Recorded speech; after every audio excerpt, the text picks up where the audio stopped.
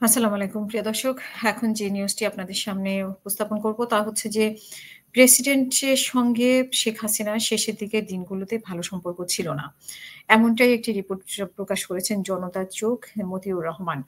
আমরা ইতিমধ্যেই জানি যে একটি সাক্ষাৎকার নিয়েছিলেন মতিউর রহমান প্রেসিডেন্ট শাহাবুদ্দিন চুপ্পুর এবং সেটা নিয়ে তুমুল সমালোচনা হয়েছে, তুমুল আলোচনা হয়েছে এবং রাষ্ট্রপতির অপসারণ চাওয়া হয়েছে সেই ঘটনাকে কেন্দ্র করে। এখন এই আ তার কয়েকদিন পরে এই নিউজটি ছাপানো হয়েছে।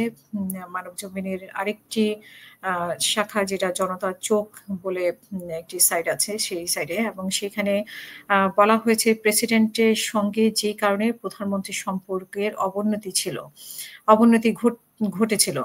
ক্ষমতা এখানে যে পুরো নিউজটি দেওয়া আছে যে ক্ষমতাচ্যুত হওয়ার আগে প্রেসিডেন্ট শাহাবুদ্দিনের সঙ্গে প্রধানমন্ত্রী শেখ হাসিনার সম্পর্কে চরম অবনতি ঘটেছিল।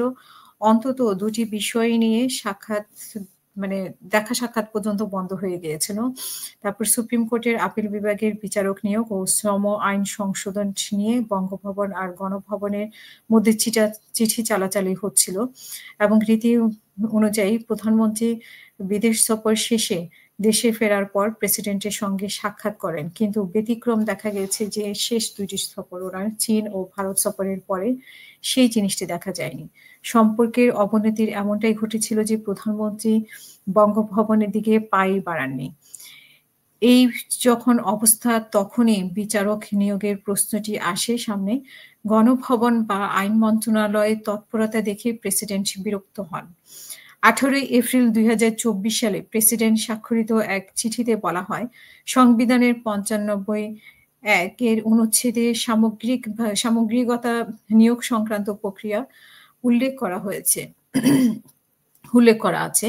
নিয়োগের পদ্ধতি স্পষ্ট না থাকায় দীর্ঘদিন থেকে প্রথাগতভাবে নিয়োগ হয়ে আসছে। বিষয়টি লিখিত না থাকলেও আলোচনাক্রমে প্রেসিডেন্টের সঙ্গে পরামর্শ করার নিয়ম চালু আছে। প্রেসিডেন্টই চূড়ান্ত সিদ্ধান্ত নিয়ে থাকেন।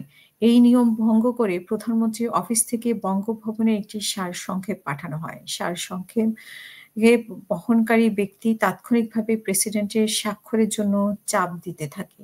এতে বিরক্ত হয়ে প্রেসিডেন্ট পাল্টা একটি চিঠি পাঠান সই না করেই।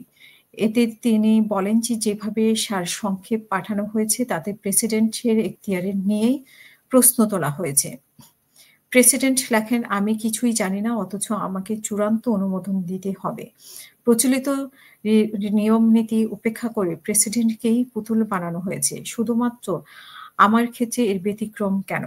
দীর্ঘদিন ধরে চলে আসা পদ্ধতি ও প্রক্রিয়া উপেক্ষা করার কি অর্থ? আইনমন্ত্রী প্রেসিডেন্টের সঙ্গে পরামর্শ করারও প্রয়োজন মনে করেননি। সব মিলিয়ে প্রেসিডেন্ট ব্যথিত হন। এটাও উল্লেখ ছিল চিঠিতে এবং এই চিঠির অনুলিপি দেওয়া হয় প্রধানমন্ত্রী, প্রধান বিচারপতি ও আইনমন্ত্রীর দপ্তরে।